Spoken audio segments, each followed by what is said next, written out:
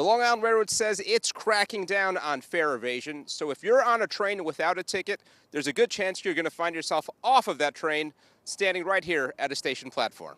The Long Island Railroad, those conductors don't play, man.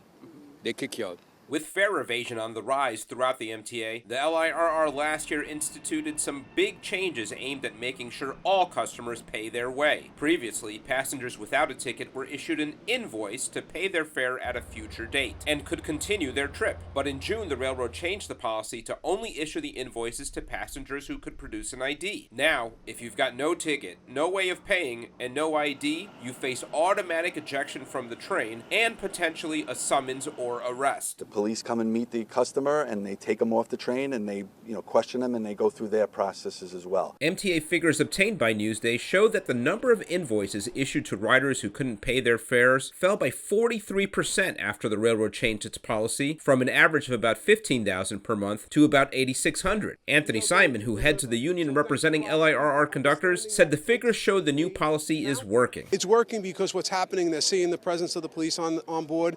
They're able to say, hey, if you don't have identification, you can't ride. The MTA says it loses about $700 million a year in unpaid fares, including more than $24 million on the LIRR. While some riders are happy to see the MTA get tough on fare beaters, others want to see some compassion for people who can't buy a railroad ticket. I don't feel like you should just kick somebody off the train if that's their only way of transportation.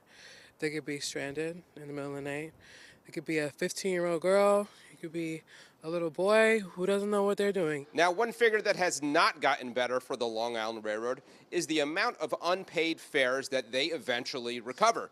Last year, the railroad issued nearly $2 million in invoices to riders who didn't pay their tickets and recovered less than 5% of that. In Mastic Shirley for Newsday TV, I'm Alfonso Castillo.